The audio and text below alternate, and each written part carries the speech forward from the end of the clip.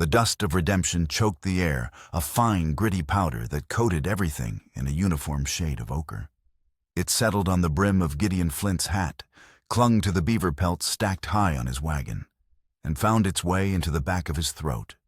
For a man who had spent 15 years cultivating silence, the town was a cacophony, the clang of a blacksmith's hammer, the boisterous laughter spilling from the saloon, the incessant chatter of commerce.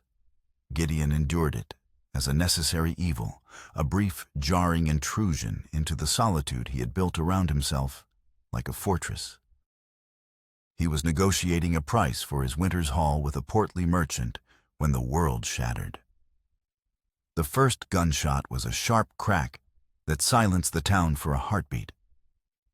Then came a second, followed by a woman's scream, and the symphony of redemption dissolved into a panicked scramble. Men and women dove for cover, overturning barrels and kicking up clouds of dust. Gideon, a man built of corded muscle and quiet caution, did not move. He simply stood, his hand frozen midway to his coin purse, his gaze fixed on the first bank of redemption across the street.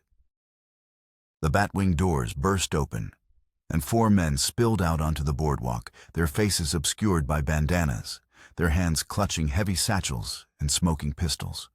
Their leader, a broad-shouldered man with a certain swagger in his step, bellowed orders with a voice that cut through the chaos. "To the horses now." Gideon's blood ran cold. He knew that voice. It was older, rougher, but it was a voice he had spent a decade and a half trying to forget. A ghost from a past he had buried under a false name and a mountain of regret. As the outlaws mounted their horses, the leader paused, his eyes sweeping across the terrified townspeople.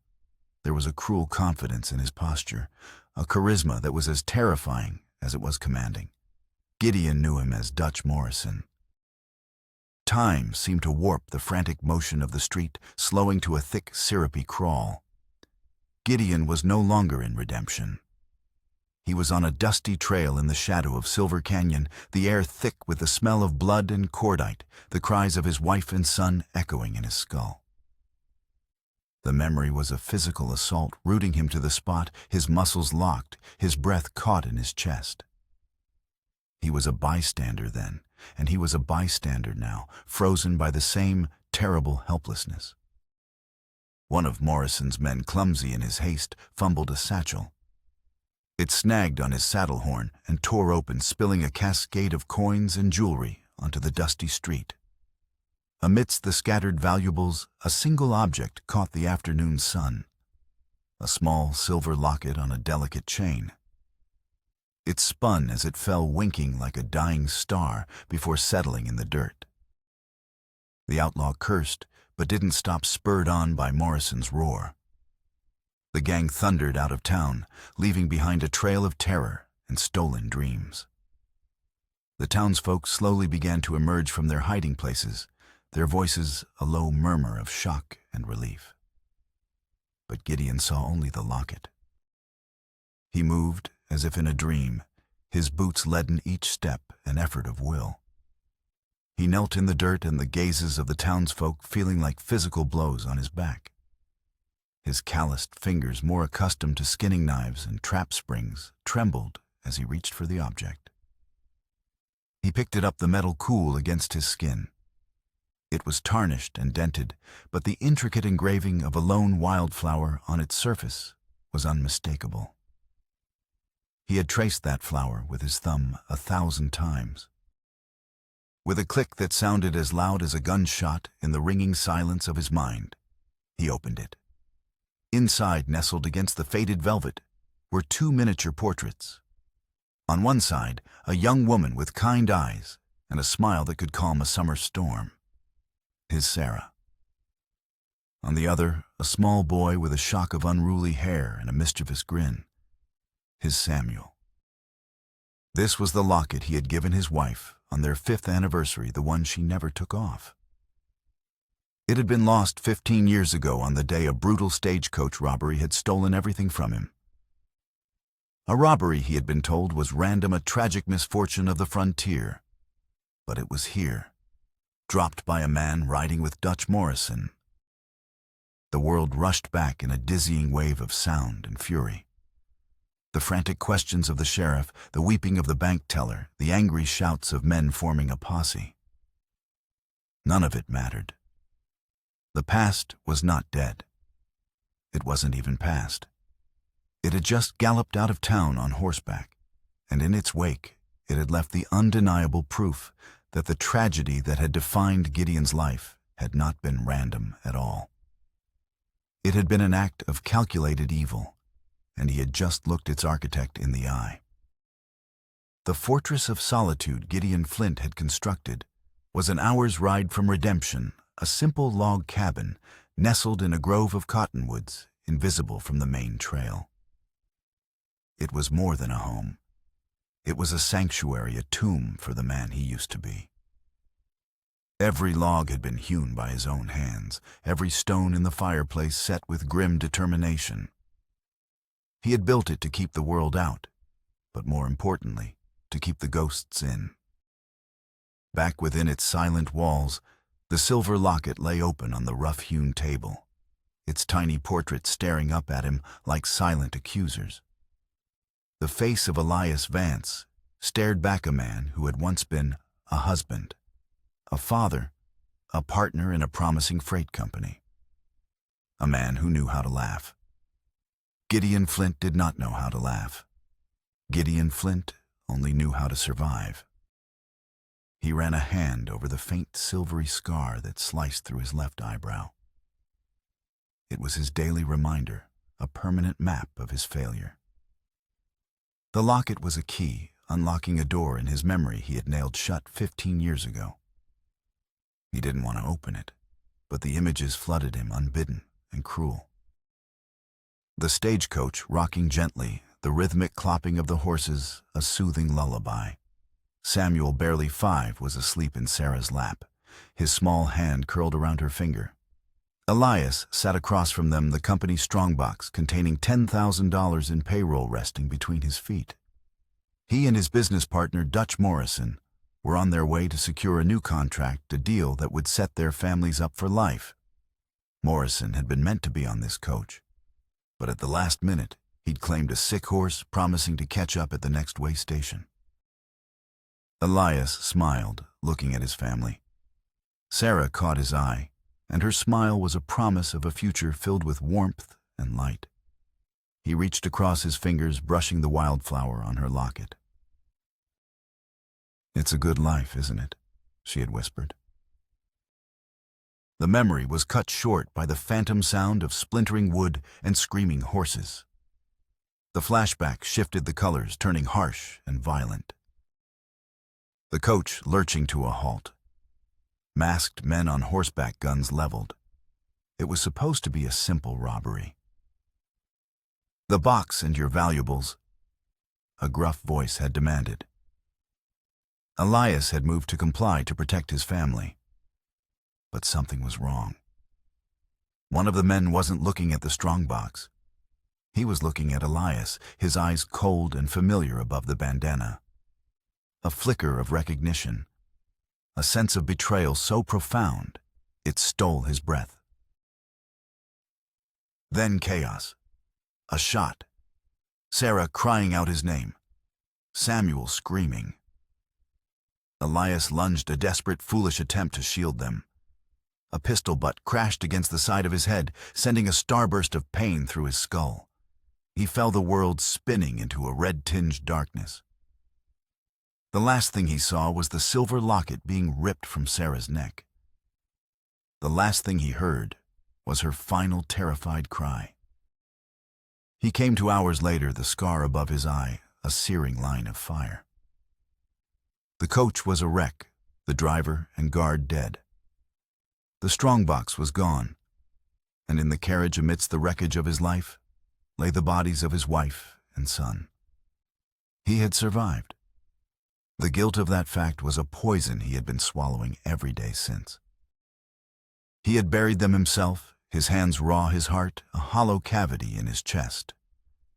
At the inquest, the law had called it a tragic random act of violence.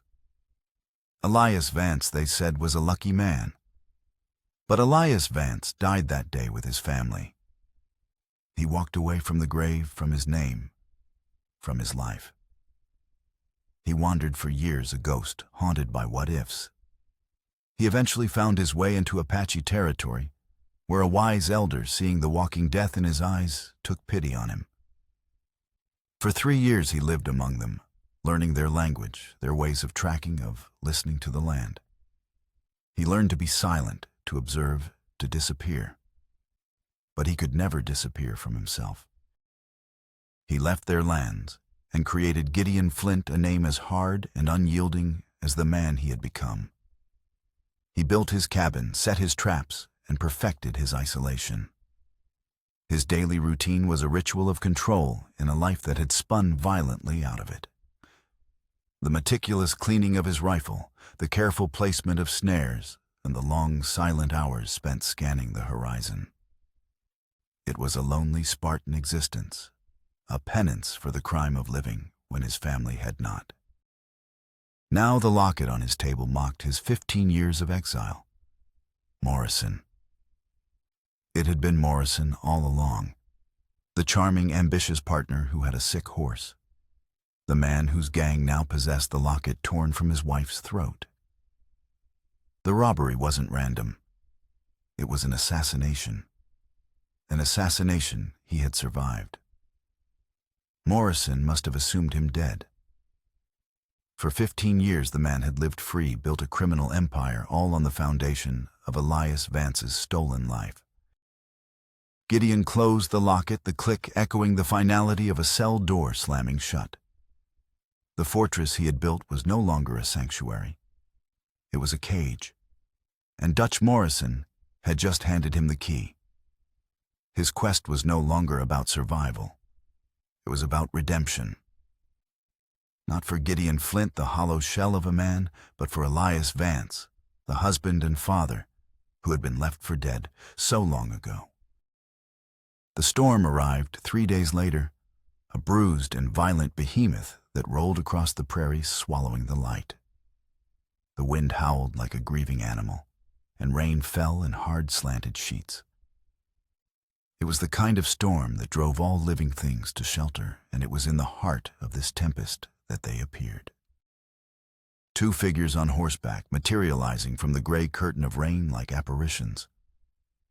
Gideon watched them from his window, his hand resting on the stock of the rifle propped against the wall. Strangers were a rarity. Strangers in a storm like this were a threat. He watched as they dismounted, their movements weary but deliberate. They were women, their long black hair plastered to their faces, their clothes soaked through. Apache. The knock on his door was firm, not the tentative rap of a lost traveler. He opened it a crack, and the wind tearing at the wood, and faced them. The older one stood tall, her gaze direct and unflinching despite the exhaustion etched on her face. The younger sister leaned against the doorframe, a subtle grimace of pain tightening her features. "We need shelter." The older one said, her voice clear and steady over the roar of the storm. "Just until it passes." Gideon's mind, honed by years of suspicion, raced through the possibilities. His homestead was not easily found. Their arrival was too convenient. Town's 12 miles south. He grunted, his voice rough from disuse. "They have an inn." "We cannot make it," she insisted. "My sister is injured." The younger sister looked up then, and for a fleeting moment, her dark eyes met his. There was a flicker of something in their depths, not just pain, but a spark of what looked like recognition. It was impossible. He hadn't seen another Apache face in over a decade. He dismissed it as a trick of the dim light. Still, his refusal lodged in his throat. He saw the genuine strain on the younger sister's face, the protective stance of the older one. It stirred a long dormant ember of the man he used to be, the man who would have offered help without hesitation. Against every instinct screaming at him to slam the door, he stepped back. "You can take the floor by the fire," he said, his tone clipped. "Be gone by dawn." "We are grateful," the older sister said, a hint of steel beneath the soft words. She introduced herself as Ayanna and her sister as Kaya. They settled by the hearth, shivering as they wrung water from their clothes. Gideon offered them dry blankets and a pot of coffee, his movements stiff and wary. He retreated to his cot in the back room, separated by a thin wall, and lay down, boots still on. This was his test. He would feign sleep and listen. Their true purpose would reveal itself. It always did. But as he lay there, a new and unsettling thought took root. The bank robbery, the locket, and now 2 Apache sisters appearing on his doorstep. Coincidence was a luxury he had stopped believing in long ago. He waited. An hour passed, filled only with the sound of the storm and the crackle of the fire. Then the whispering began. He strained to hear, but their voices were too low. He slowed his breathing, sinking into the practiced stillness of a predator, when Kaya, the younger sister, let out a soft gasp. "Ayanna, look," she whispered, her voice carrying a note of excitement. Gideon heard the rustle of paper. He risked a glance through a small crack in the wooden wall. Kaya was holding a piece of charcoal-stained parchment. On it was a drawing, crude but detailed, an intricate rendering of a wildflower, the same wildflower engraved on his wife's silver locket. His heart hammered against his ribs. "It is as the traitor in Redemption described," Ayanna murmured. A man matching his description, the scar, the quiet way about him, he was there. He saw them. He picked something up from the dust. Kaya added, her voice dropping lower. "The traitor said he knelt down right after the robbers fled." Gideon froze. They weren't just seeking shelter. They were tracking the bank robbers, the same men he now knew were led by Dutch Morrison. But the drawing, that changed everything. Their quest was not just for stolen horses, as he now suspected was their cover story. It was for the locket. He felt a strange, unwelcome pull. For 15 years, he had walked a solitary path. Now these women, their lives unknowingly entangled with his own deepest tragedy, stood on the other side of a thin wooden wall. He could send them away at dawn, let them continue their hunt while he pursued his own. Or he could step out of the shadows and acknowledge that for the first time in a very long time, his path had crossed with someone else's. The realization was terrifying. To engage with them was to engage with the world again, with the past, with the man he had tried so hard to kill. But looking at the drawing of the locket, he knew he had no other choice. Their paths were now one. The next morning, the storm had broken, leaving the world washed clean and glistening. Gideon found the sisters by the fire, their gazes expectant. He placed the silver locket on the table between them. It landed with a soft, metallic click that echoed in the quiet cabin. Kaya's breath hitched. Ayanna's eyes narrowed, studying his face. "You are tracking the men who robbed the bank in Redemption," Gideon stated, his voice flat. "You believe they stole this from your people?" Ayanna nodded slowly, her expression unreadable. "Horses were taken from our winter camp. The trail led to Redemption. We were told the gang that took them was the same that hit the bank." It was a plausible story, but Gideon saw the lie in its careful construction. "This locket is not Apache." "No," Ayanna admitted. "It was part of a payment, an heirloom given to our family in trade years ago. It is of great sentimental value." Another lie skillfully woven. But Gideon didn't call them on it. Not yet. he had his own secrets to protect. "Those men are led by a killer named Dutch Morrison," he said, watching for their reaction. The name registered a flicker of recognition in Ayana's eyes, a tensing in Kaya's shoulders. "They are dangerous. You won't find them on your own." "And you can—" Kaya asked, her tone laced with suspicion. "I can track anything that leaves a trail." Gideon replied simply, "I will help you, on one condition." "Which is?" Ayana asked. "The locket. When we find them, it's mine. The horses, the money, whatever else they have, you can have it. But this is all I want." The sisters exchanged a look, a silent conversation passing between them. Ayana gave a slight nod. "We agree. But we travel together." "Fine," Gideon said, though the thought of companions chafed at him. "Get ready. We leave in an hour." The journey began in a crucible of mistrust. They rode east, following the faint tracks left by Morrison's gang. Gideon was a specter at the head of their small party, his senses alive to the land, his thoughts turned inward. He felt the sisters' eyes on him, constantly studying his every move, whispering to each other when they thought he was out of earshot. Ayana was the strategist, her questions sharp and insightful, testing his knowledge of the terrain, his assessment of the trail. Kaya was the guardian, her hostility a palpable force. She rode with a hand never far from the knife at her belt, her glare communicating what her words did not. To her he was an unwelcome necessity, a white man whose motives were as murky as a flooding river. The first night they made a cold camp in a rocky alcove. As the fire burned low, casting dancing shadows on the canyon walls, the whispering began again.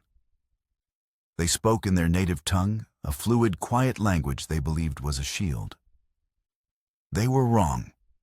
The years he had spent with the Apache had etched the language into his mind. He lay wrapped in his bedroll, his breathing even and deep, and he listened. He is skilled." Ayana conceded, her voice a low murmur. "He sees things we do not. The broken twig, the stone overturned. Skill does not mean he is trustworthy." Kaya countered, her tone sharp. "He wants only the locket. Why is a piece of silver so important to a man like him?" "I do not know. But he recognized Morrison's name. There is a story there." "A story he does not wish to tell," Kaya retorted. "I do not like this, sister. There is a darkness in him, a ghost." Then Ayana's voice dropped, the words becoming more urgent. "We must remain focused. Finding Morrison is the only path. The traitor in our own lands spoke of a witness, a man who saw what happened to Takakota. If this man Flint is connected to Morrison—" "You think he is the one?" Kaya whispered the name of their brother, hanging in the cold night air. "The one who watched him die." Gideon's blood turned to ice.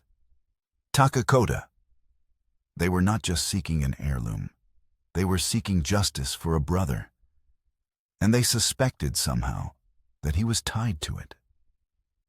The weight of his 15-year-old secret pressed down on him, suffocating him. He had agreed to this alliance to reclaim a piece of his own past, only to find himself ensnared in theirs. He kept his face a mask of sleep, but behind his closed eyelids, his mind was a whirlwind. He had to control the narrative, to lead them to Morrison, without revealing the full damning truth of his own cowardice. The uneasy alliance had become a dangerous game of deception, and he was standing on a precipice, with the ghosts of two pasts swirling in the darkness below.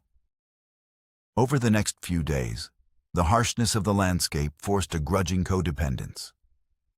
Gideon's skills proved indispensable. He found water where the earth seemed barren, identified edible roots, and navigated them through treacherous terrain that would have stopped less experienced trackers. The sisters in turn were resilient and capable. Ayana's calm resolve was a steadying force, while Kaya, despite her distrust, possessed a fierce protective loyalty to her sister that Gideon couldn't help but admire. They tracked Morrison's gang to Sulphur Creek, a ramshackle mining outpost clinging to the side of a mountain, smelling of desperation and blast powder. The town was a haven for men on the run, a place where questions were answered with a wary glance or a drawn pistol. Morrison and his crew would feel at home here. "We don't go in armed for a fight," Gideon said, reining in his horse on a ridge overlooking the town. "We go in to listen. Information is a better weapon than a bullet." They split up. Gideon, playing the part of a lone trapper looking to trade, made his way to the general store. Ayana and Kaya, presenting themselves as looking for work, mending clothes, headed toward the laundry tent near the miners' camp. It was a calculated risk, but their Apache heritage gave them an invisibility in a town full of rough white men. They would be overlooked, and people often spoke freely when they believed no one of importance was listening. In the store, Gideon picked over dusty tins of beans and listened to the low grumble of gossip between the proprietor and a pair of prospectors. He learned that Dutch Morrison wasn't just passing through.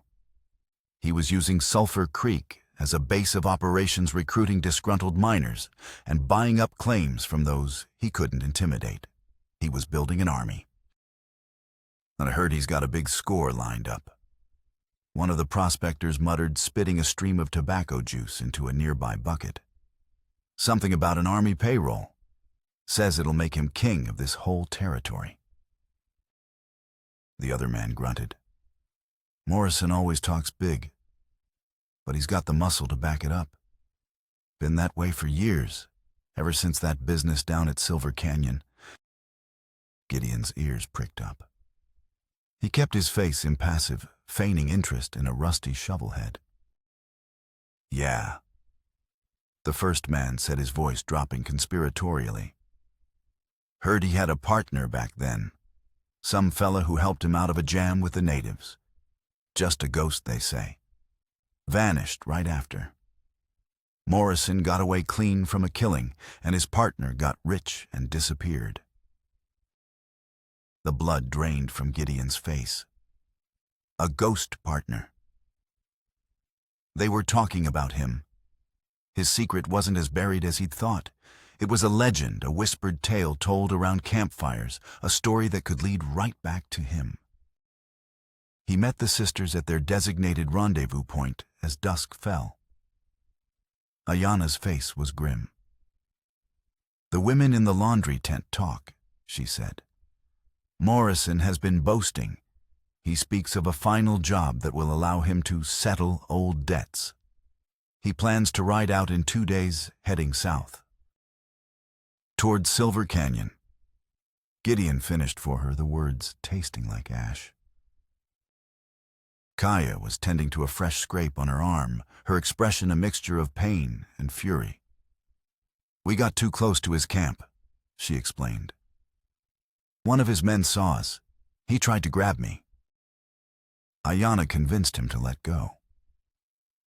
Gideon observed, noting the tense set of Ayana's jaw. "My knife was very convincing," Ayana said coldly. The close call had shaken them. As Gideon cleaned and bandaged Kaya's arm, his touch gentle and sure, he saw the younger sister's animosity flicker for the first time. She watched him, her eyes filled with a new, uncertain curiosity. The care he took with the wound was a language she understood better than words. It spoke of a man who knew how to mend things, not just break them. "You are not like the other white men we have known," she said softly, a statement, not a question. "No," Gideon replied, his voice quiet. "I'm not." A fragile truce settled over their camp that night. The shared danger, the confirmation of their target's location, and Gideon's unexpected moment of tenderness had begun to weave a thin thread of trust between them. They were no longer just three individuals with separate goals. They were a unit bound by a common enemy. But as they sat in the firelight, the name of the place where their journey would end hung between them, Silver Canyon. A place of ghosts for all of them, and a place where Gideon knew the fragile trust he had just earned was about to be shattered by the weight of his own past. The air grew heavy and still as they approached Silver Canyon. The landscape itself seemed to hold its breath, the red rock formations rising like silent monolithic tombstones against the stark blue sky. For Gideon, every stone and twisted juniper tree was a monument to his past sins. This was where his cowardice had been forged, where Elias Vance had died, and Gideon Flint had been born. He reined in his horse at the canyon's entrance, the memories flooding him with the force of a physical blow. He could see it all, the stolen cattle, the tense standoff, the glint of the sun on Morrison's pistol. He could hear Takakota's proud, defiant voice, and then the deafening crack of the gunshot that had silenced it forever. This is the place. Ayana said, her voice a low, somber whisper. She and Kaya dismounted their movements, reverent, as if treading on sacred ground. Gideon swung down from his saddle, his legs unsteady. The guilt he had carried for 15 years was a physical weight, pressing the air from his lungs. He couldn't continue the charade. Not here. Not in this place. I have to tell you something, he said, his voice raspy. The sisters turned their dark eyes fixed on him. I've been here before. Kaya's hand went to her knife. Ayana's face became an unreadable mask of stone. I was here 15 years ago. He confessed, the words tearing from his throat. On the day your brother died. He told them the story he had clung to for years, the partial truth that was in its own way the most profound lie of all. I was trading with your people. I followed Takakota here. I saw the whole thing. Morrison and his men, they provoked him. Takakota never drew his weapon. Morrison murdered him in cold blood. He finally looked up, meeting their gaze, expecting to see hatred discussed. After the soldiers left, Morrison found me. He knew I was a witness. He paid me to stay silent, to disappear. I was a coward. I took the money and I ran. I've lived with that shame every day since. He finished his chest, heaving the confession, leaving him feeling hollowed out, exposed. He waited for their judgment. Kaya's eyes were filled with tears, but they were tears of sorrow, not rage. Ayana stepped forward, her expression one of profound, weary sadness. We know, she said quietly. Gideon stared at her, uncomprehending. What? We know you were here, Elias Vance. Ayana said, using his true name for the first time. The sound of it was a shock, like a ghost calling to him from across the years. Our true mission was never about the bank robbery or a stolen locket. It was about finding you. The ground seemed to shift beneath Gideon's feet. They had known. All along they had known. Ayana reached into her saddlebag and pulled out a worn, leather-bound journal. Takakota wasn't just killed over stolen cattle. She explained, her voice trembling with emotion. Our brother was clever. He was Morrison's nephew, and he sometimes worked for him running messages. He grew suspicious. He found this. She opened the journal. On the pages were Morrison's own notes detailing supply routes, livestock numbers, and payouts. And on one page, a chilling detailed entry outlining a plan. A plan to rob a stagecoach carrying a $10,000 payroll. A plan to eliminate his business partner, Elias Vance, and his family at the same time, making it look like a random robbery. Takakota discovered that Morrison was planning to murder you and your family. Ayanna said, her voice breaking. He found evidence linking his uncle to a much older, more terrible crime, the stagecoach massacre that killed your wife and son. The day he died, he wasn't confronting Morrison about cattle. He was confronting him about you. Morrison killed Takakota to silence him. The world tilted on its axis. Gideon staggered back his hand, finding the rough bark of a pine tree for support. The two tragedies of his life, the murder of his family and the death of Takakota, were not separate events. They were links in the same chain, forged by the same man. His wife's locket in the hands of Morrison's gang wasn't a coincidence. It was a trophy. He looked at the sisters, at their faces etched with a grief that mirrored his own. They hadn't been hunting a witness to their brother's murder. They had been searching for the other victim of Dutch Morrison's evil. The story wasn't just about justice for Takakota anymore. It was about uncovering the truth of the day that had destroyed all of their lives. And in that desolate canyon, surrounded by the ghosts of the past, Elias Vance finally understood that his redemption and their justice were one and the same. The canyon seemed to press in on Elias, the silence amplifying the ringing in his ears. He took the journal from Ayanna's hands, his fingers tracing his own name written in Morrison's spidery script. It felt like an artifact from another man's life. He was my partner. Elias whispered the admission, a fresh wound. I trusted him. We built the company from nothing. I brought him into my home. He ate at my table with my wife, with my son. The shame was a physical thing, a burning heat that spread from his chest to his face. He had been so blind, so trusting. Morrison hadn't just been an outlaw he witnessed committing a crime. He had been Elias's other half, the man he had entrusted with his future. And that man had orchestrated the slaughter of his entire world. He never expected you to survive, Ayanna said softly, her voice filled with a surprising empathy. The report from the inquest said you were left for dead. When Morrison learned you had lived, you became a loose end, a threat. So he watched me. Elias pieced it together, the whispers from the mining outpost clicking into place. All these years he kept track of Gideon Flint, making sure his ghost partner stayed a ghost. Takakota found more than just the journal. Kaya added, her voice stronger now, fueled by a cold, clear anger. She pulled a folded, yellowed letter from her pouch. This is from Morrison, to one of the men he hired for the stagecoach attack. Our brother found it hidden in Morrison's saddlebags. It details the plan, the payment, everything. It is the proof.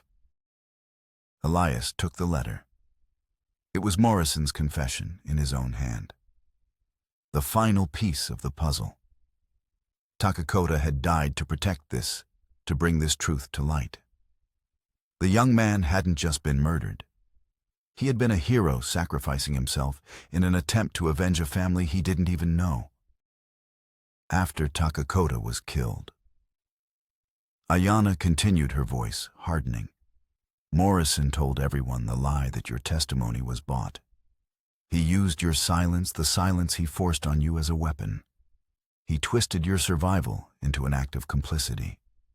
He made you a partner in his crime to ensure you could never speak out against him without condemning yourself. It was a brilliant, diabolical trap.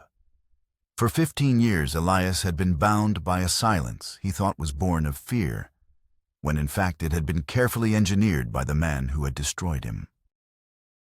We present you with a choice, Elias Vance. Ayanna said, her gaze locking with his. The weight of her stare was immense, the culmination of years of searching, of hoping. You can help us use this journal and this letter to expose Dutch Morrison for all of it, for the murder of Takakota, and for the murder of your family. You can help us deliver justice, and in doing so reclaim the name and the life that was stolen from you. She paused, letting the offer settle in the heavy air. Or you can remain Gideon Flint. You can turn your back on this return to your cabin and let the ghost of who you were fade completely. You can let him win. The choice was stark absolute. It was the second great choice of his life. 15 years ago in this very canyon, he had chosen to run to survive. But survival had been a slow death, an exile of the soul. Now he was being offered a different path. It was a path fraught with danger, a path that led directly to a confrontation with the monster who haunted his nightmares. But it was also the only path that led back to himself. He looked from Ayana's steady gaze to Kaya's hopeful face. He looked at the journal in one hand and the letter in the other. They were not just evidence. They were weapons. The weapons Takakota had given his life to secure. His fear was still there, a cold knot in his stomach. But for the first time in 15 years, it was overshadowed by something else, something stronger. A burning resolve. A duty to the dead. To Sarah. To Samuel. And to the brave young man who had died trying to give them a voice. Where is he? Elias asked, and the voice that spoke was not the gravelly rasp of Gideon Flint, but the clear, firm tone of a man who had finally found his purpose. He's fortifying an old saloon in a lawless town called Purgatory, Ayana replied. He's gathering his men for the army payroll robbery. It's where he feels safest, surrounded by killers who ask no questions.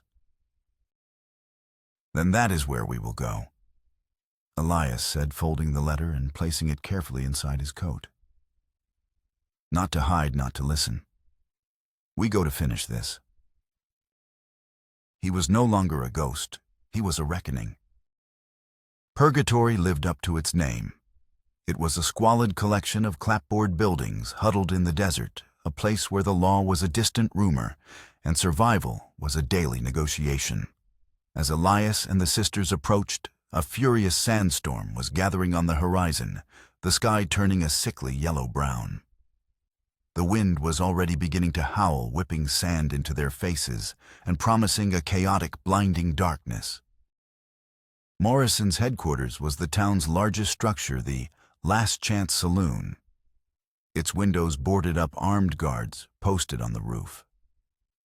It was a fortress. Their plan had been simple: use the letter and journal to turn the local law or even Morrison's own men against him. But as they watched the saloon, they saw the town's lone pot-bellied sheriff walk up to the entrance, accept a heavy coin purse from a guard, and walk away tipping his hat. The law had been bought. There would be no easy justice here. He's expecting the army payroll to pass by at dawn. Elias said, his voice low, as they took cover behind an abandoned wagon. We have to get that evidence to the army patrol before then. It's our only chance of bringing a real force down on him. And how do we get past his army to do that? Kaya asked, her eyes wide, as she took in the number of armed men milling about. We don't, Elias said, a grim plan forming. We create a diversion, draw the snake out of its hole. Ayana, you are the fastest rider. Take my horse. The moment the storm hits its peak and visibility is near zero, you ride. Ride like the devil is chasing you, and don't stop until you find that patrol. Give them the evidence. And you two, Ayana asked, her face a mask of concern. We give you the time you need, Elias replied. We make sure every gun in that saloon is pointed at us, not at your back. It was a suicide mission, and they all knew it. Before Ayana could protest, the storm hit. The world dissolved into a howling, shrieking vortex of sand and wind. Day turned to a suffocating twilight. Lanterns outside the saloon swung wildly, casting long, grotesque shadows that danced and died in the blink of an eye. Now, Elias yelled over the roar. Ayana clasped his arm, her eyes locking with his. "Live Elias Vance," she said, then turned and vanished into the maelstrom. Elias and Kaya moved through the blinding dust using the chaos as cover. They slipped around to the back of the saloon. Elias kicked open a service door and they plunged into the belly of the beast. The inside was a bedlam of shouting men swirling dust and the smell of cheap whiskey. Morrison stood at the bar, a map spread out before him barking orders. He looked up as they entered, his eyes widening in disbelief. "Vance," he roared, his hand dropping to his pistol. "I should have killed you myself." "You tried," Elias shot back, leveling his own revolver. "You failed." The saloon erupted. Guns fired the shots, muffled by the storm's fury. Elias and Kaya dove behind an overturned card table as bullets chewed through the wood around them. In the confusion, Morrison grabbed the closest person to him as a shield. It was Kaya. He dragged her backward, the barrel of his gun pressed to her temple. "Drop it, Vance." Morrison screamed, his face a mask of desperation. "Or she dies right here, another native to add to the list." Elias's blood ran cold. The fight stalled, a tense standoff in the heart of the storm-lashed saloon. Morrison began to back toward a reinforced door, dragging Kaya with him. "It's over, Elias." He taunted, his voice a venomous rasp. "You were always weak. Too busy with your wife and your little boy to see what needed to be done. Did she scream your name when they killed her? I bet she did. I heard the boy cried for his mother. A pitiful sound. Each word was a poisoned dart aimed to break him. Elias felt the rage building, a white-hot fire that threatened to consume his reason. He could kill Morrison right now, a single satisfying act of vengeance. But then he looked at Kaya's terrified face, and he saw the choice. Vengeance was for him. Justice was for her, for Ayanna, for Takakota, for Sarah and Samuel. "Let her go, Dutch." Elias said, his voice dangerously calm. "This is between you and me." Just as Morrison reached the door, it was kicked open from the outside. The town sheriff stood there, his face pale, flanked not by deputies, but by a dozen blue-coated, dust-covered soldiers, their rifles leveled. Ayanna stood behind them, her face grim but triumphant. Morrison, trapped, shoved Kaya to the floor and fired wildly. The soldiers returned fire. The saloon became a death trap of smoke and splintering wood. Elias saw his opening. He lunged through the chaos, not with his gun, but with his fists. He tackled Morrison, and the two men crashed to the floor in a brutal, desperate struggle. It wasn't a gunfight. It was a brawl for their very souls, illuminated by the swinging, dust-choked lanterns. Elias rained blows down on the man who had taken everything, each punch a release of 15 years of pain and guilt. Finally, he had Morrison pinned, his hands around the man's throat and the life beginning to fade from his eyes. He could end it. One final squeeze and it would be over. Then his gaze fell on the locket which had come loose from his shirt and was dangling before him. The faces of his wife and son looked up at him. They hadn't been people of vengeance. They had been people of light. With a final ragged breath, Elias released his grip. He stood up, hauling a beaten, gasping Morrison to his feet and shoving him toward the army captain. "Now he's yours," Elias said. "Let the law handle him." He had made his choice, not as a killer seeking revenge, but as a man seeking justice. The man Elias Vance was always meant to be. The storm passed as quickly as it had arrived, leaving behind a world scrubbed clean and unnaturally quiet. The sun broke through the clouds, casting long, hopeful rays across purgatory. Morrison and his men were shackled, their reign of terror finally over. The army captain, after reviewing the journal and the letter, looked at Elias with a newfound respect. Elias found Ayanna and Kaya by the town, well tending to their cuts and bruises. He walked toward them, feeling the exhaustion of the last 15 years settle into his bones. There were no grand speeches, no triumphant declarations. There was only a quiet, profound understanding that passed between the three of them. A shared look of grief, of relief, and of closure. Ayanna held out her hand. In her palm lay the silver locket. "This belongs to you," she said. "It always has." Elias took it, his fingers closing around the familiar shape. It no longer felt like a burden of guilt, but a reminder of a love that evil could not extinguish. "The reward money for Morrison's capture is substantial," Ayanna continued. "It will be enough to help our people buy back the land he stole to rebuild what he tried to destroy. You have given our brother the justice he died for." Kaya said, her eyes shining with unshed tears. She reached out and for the first time placed a hand on his arm in a gesture of friendship. "You have given our family peace." Their paths, which had converged in violence and suspicion, would now diverge in peace. The sisters would return to their people not as avengers, but as restorers. Elias's own path was less certain. He was no longer Gideon Flint, the man in hiding, but he wasn't sure if he could ever truly be Elias Vance in the man who had a family again. Yet for the first time since he had stood over their graves, he felt a flicker of hope. He was free, not just from Morrison, but from the prison of his past. 6 months later, a man stood before 2 simple wooden crosses on a grassy hill overlooking a peaceful valley. The man was Elias Vance. He had traveled for weeks to get here to this place he had fled in grief and shame so long ago. It was the first time he had returned. The air was clean, the sky was a brilliant, cloudless blue.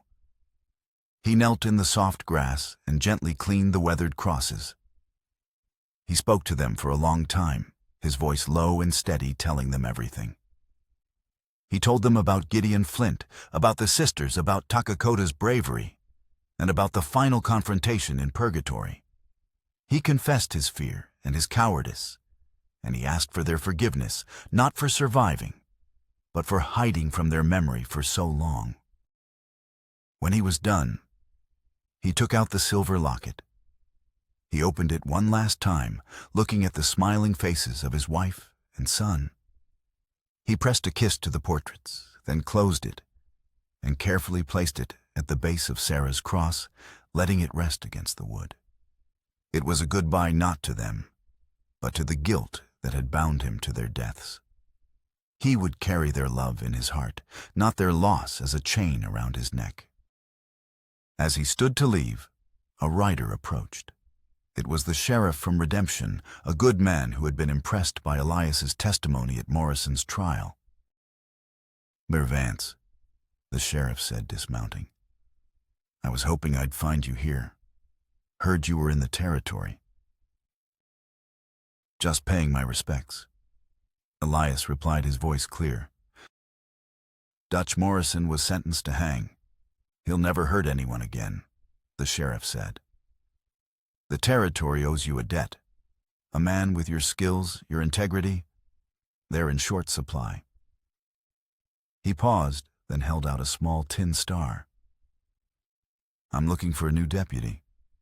Someone who understands the difference between vengeance and justice. Someone who knows what it costs to stand up for what's right."